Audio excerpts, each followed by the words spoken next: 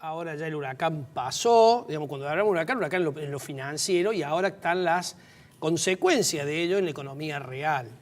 Consecuencias que son complicadas y que no parecen solucionarse en el corto plazo. Esto es una tasa de interés muy alta, la plaza sin ningún, o sea, tratando el Banco Central de absorber todos los pesos que haya para que no se vayan al tipo de cambio o a la inflación. No obstante, con lo cual, digamos, la demanda de dinero ha caído de manera importante y a su vez la demanda de bienes y servicios también ha caído, y esto genera una recesión importante. Así que ahora estamos en la segunda etapa, que es cuando todos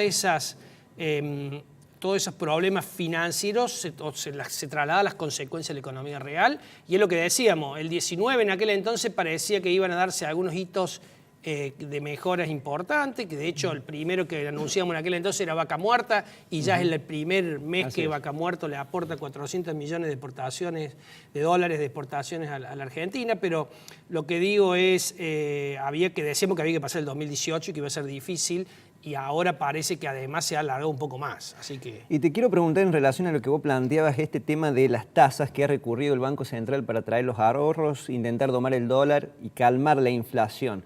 A las LEBAC, que son las letras del Banco Central, que hemos hablado mucho en este programa, se han sumado otras letras llamadas LELIQ, letras de liquidez. Te pregunto primero, ¿qué son estas letras? ¿En qué se diferencian de las LEBAC? Y después, ¿qué consecuencias podrían tener estas LELIQ en el tiempo? Porque algunos advierten que con esta nueva herramienta el gobierno gana tiempo, pero podría ser un frente financiero difícil de afrontar en los próximos meses. Para que la gente lo entienda, la LELIQ es lo mismo que la LEBAC, pero donde solamente pueden adquirirla los bancos. Y donde en lugar de ser a 30 días de plazo, 35 días como era la LEBAC, son a 7 días. Y esto le sirve a los bancos para cumplir los requisitos de liquidez, es decir, el aumento de encaje que el Banco Central le obligó a los bancos. ¿Qué es el encaje? Es la proporción de los depósitos que los bancos no pueden prestar y que tienen que dejar en el Banco Central. Como resguardar cierto nivel de reservas de liquidez. Claro, eso es una liquidez que está a disposición de los ahorristas para cuando los ahorristas vengan a sacar el dinero. Lo que pasa que en esta estrategia monetaria de secar la plaza, lo que hizo el Banco Central es subir demasiado ese requisito de liquidez, que donde una parte hasta, digamos, lo normal no estaba remunerado, es decir, no tiene interés, y a partir de ahí el Banco Central lo que hace es remunerar el exceso. Para que te dé una idea, o en algún momento un depósito a la vista tenía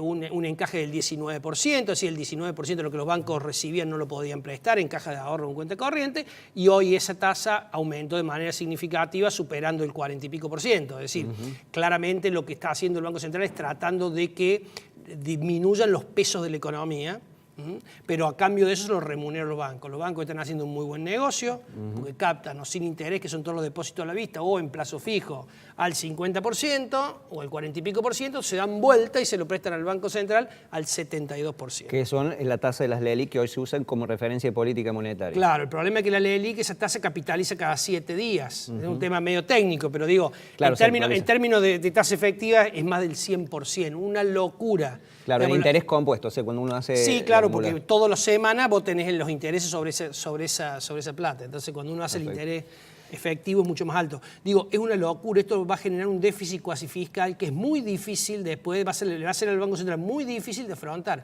Por eso que algunos economistas dicen, ojo, que la inflación no baja, la estás reprimiendo, la estás retrasando. Porque claro, cuando pagues toda esas LELIQ, la gente va a volver a tener dinero en la mano, pesos en la mano, y si por alguna razón no se cambió la expectativa de la gente sobre el futuro del peso y de la economía, ese dinero puede volver o a precios o a dólar.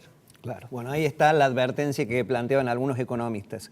Vamos ahora al tema de presupuesto 2019.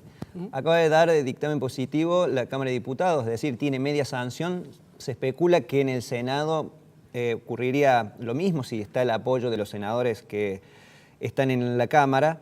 Con lo cual, a mí me parece, dentro de todas las variables que se plantean dentro del presupuesto, hay dos temas sensibles. Por un lado, se plantea un escenario de estanflación, es decir, con caída de la actividad económica e inflación. y por el otro lado el cumplimiento de un déficit primario del 0%. Yendo a lo que es el bolsillo, este déficit primario del 0%, que implicaría que el Estado no gasta más de lo que tiene, ¿cómo va a impactar eso en las promesas de eliminar o reducir gradualmente algunos impuestos? Bueno, esas promesas hoy ya no han sido cumplidas. Además, no ha sido ni siquiera honrado el pacto fiscal que se firmó hace menos de un año. Ya fue modificado. En 2017, claro. Entonces digo, en Argentina lo único seguro es la inseguridad jurídica, digamos.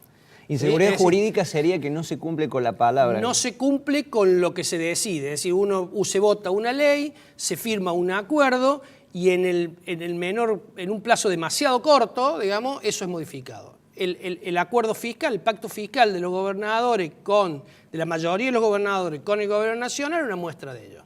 El gobierno nacional se comprometió, digamos, por ejemplo, que iba a desaparecer bienes personales y bienes personales lejos de desaparecer, ahora tiene una alícuota mayor, progresiva, pero mayor. Entonces, después dice, no, bueno, pero se lleva de 1 millón a 2 millones. Sí, claro, se lleva de 1 millón del año 2015 o 2016 a 2 millones en el 2020, 2019, digamos. Con lo cual, claro, es que lo único que hizo fue actualizar por inflación. Se dijo que iba a haber un ajuste por inflación, un ajuste fiscal por inflación, es decir, para que las empresas no paguen ganancias sobre inflación. Y se dijo que cuando la inflación superara el 100% en 3 años o el 33% en cada uno de esos años, los empresarios iban a poder actualizar sus balances, ajustar sus balances por inflación. Es decir, de nuevo, no pagar ganancia, impuesto a la ganancia sobre inflación. En junio ya vieron que esa meta se iba a dar, se iba a cumplir, con lo cual iba a tenerse que ajustar por inflación. Entonces, ¿qué hicieron? Un proyecto donde si el 100% en 3 años se respetaba, pero era 40, 25 digamos 35 y 25, creo, una cosa así. Con lo cual daba 100% de nuevo, pero 40 el primer año. Ese era un proyecto. ¿Cómo terminó saliendo anoche? 55 el primer año. Es decir, los empresarios van a pagar impuestos a la ganancia sobre inflación y no sobre ganancias reales. Después no sabemos por qué no vienen las inversiones extranjeras. Y no vienen inversiones extranjeras porque los argentinos no nos creen. Pero no es que no le creen a este gobierno. La inseguridad jurídica no es patrimonio de este gobierno. Es patrimonio de este gobierno, del anterior, del anterior, del anterior, del anterior. O sea, vos sos joven, pero alguna vez nosotros tuvimos una ley de intangibilidad en los depósitos que duró 6 meses y después el Estado se quedó con los depósitos de toda la gente. Claro. Y vino el corralito. Digo, bueno, ahora pasa más o menos lo mismo. Hicimos un acuerdo, digamos, nos pusimos los gobernadores con el gobierno nacional y dijeron, che, los impuestos, los sellos, los vamos a eliminar. Bueno, ahora no lo vamos a eliminar nada. Ya lo vamos a eliminar más adelante. Vamos a eliminar bienes personales. Le dijimos a la gente, blanquea tu dinero, que después no van a pagar bienes personales. Van a pagar bienes personales. Le dijimos, compra bonos, porque los bonos no tienen impuesto a la renta financiera. Tiene impuesto a la renta financiera. Es decir, por eso digo, lo único seguro en Argentina es la inseguridad jurídica. Entonces, por eso es muy difícil ser empresario en Argentina. Por eso después nos preguntamos por qué la inversión va a Chile, va a Uruguay, está yendo a Paraguay, digamos, va a Brasil, no viene a Argentina. Bueno, porque ser empresario en Argentina hay que tener, además de ese espíritu emprendedor que se le pide a todo el mundo, algo extra que es una cuestión que hay que adaptarse a los cambios permanentes que no siempre, o en la mayoría de los casos, no son convenientes para los empresarios, sino que son convenientes para un Estado que es muy reticente a achicarse, que es muy reticente a hacer lo que tiene que hacer. Una vez más, el Estado recurre en parte a achicar el gasto, pero en parte a incrementar la presión tributaria. Entonces, todo lo que dijo, voy a bajar retenciones, no la voy a bajar nada ahora, por un tiempo. Y las justificaciones seguramente las encontraremos, pero lo único cierto es que cambiamos las reglas de juego permanentemente. Nada de lo que el gobierno dijo, pero no solamente lo que dijo en la campaña, que es lo que me preguntaba vos, sino de lo que luego se firmó se está cumpliendo. ¿Existe una necesidad? Sí, existe. ¿Se puede justificar? Sí, la podés justificar por ese lado. Pero, pero eso no quita de que no se cumple lo que se firma, eso no quita de que tenemos una de las presiones tributarias más altas de la región, tenemos presiones tributarias equivalentes a países centrales donde el servicio que te brinda el Estado es muchísimo más alto o compensa en parte el esfuerzo tributario. Sí, la contrapartida es cierto, es mucho más alto y acorde al nivel de impuestos. Pero mencionaste, por ejemplo, en las inversiones de otros países limítrofes y están llegando al término las elecciones presidenciales en el vecino país de Brasil. ¿Por qué como Córdoba deberíamos mirar esa elección desde el punto de vista económico? Bueno, a ver, lo que le pasa a Brasil para Córdoba es muy importante. Muchas de nuestras exportaciones miran al Mercosur. Argentina, lamentablemente, no ha logrado competitividad internacional para poder competir en otros mercados y tiene algunas ventajas como consecuencia de digamos, acuerdos dentro del Mercosur. Así que como le vaya a Brasil, nos va a ir a nosotros en Córdoba. En Córdoba dependemos, por un lado, de un sector agropecuario que depende básicamente del clima. Un tercio aproximadamente. Un tercio. Digamos, luego un sector industrial, fundamentalmente metalmecánico, donde también depende mucho, en este caso, de la industria automotriz, y de la industria automotriz depende mucho de lo que pasa en Brasil. Así que lamentablemente los argentinos no tenemos autos para competir en el mundo. Nuestros autos tienen algunas falencias que hace que no lo podamos vender en el mercado europeo. Nuestros autos están pensados para vender en el Mercosur.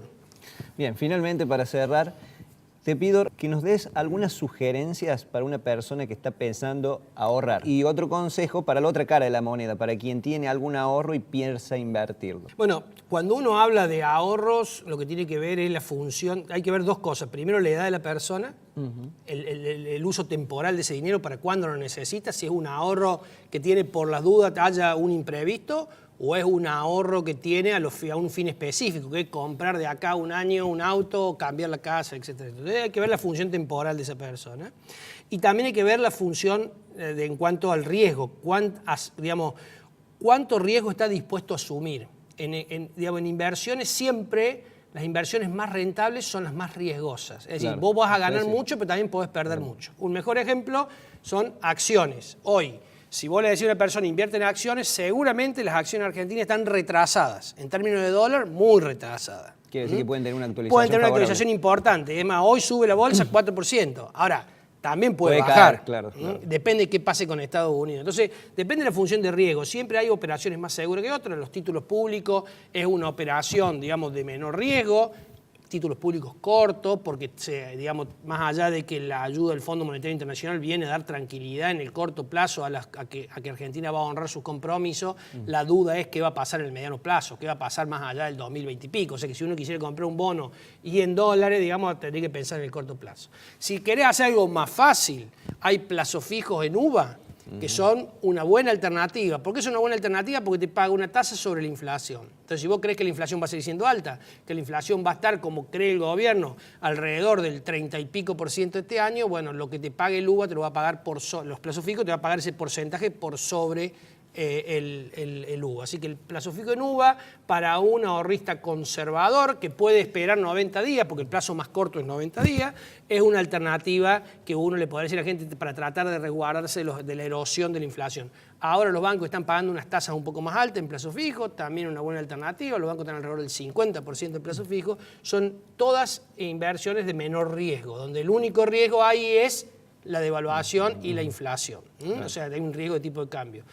Luego, para inversores un poco más sofisticados, hay títulos públicos, y para el que quiere asumir riesgo y que a su vez tiene tiempo, tiene una función temporal un poco más larga, la gente joven como vos, podría analizar algunas alternativas de inversión en renta variable, esto es en acciones.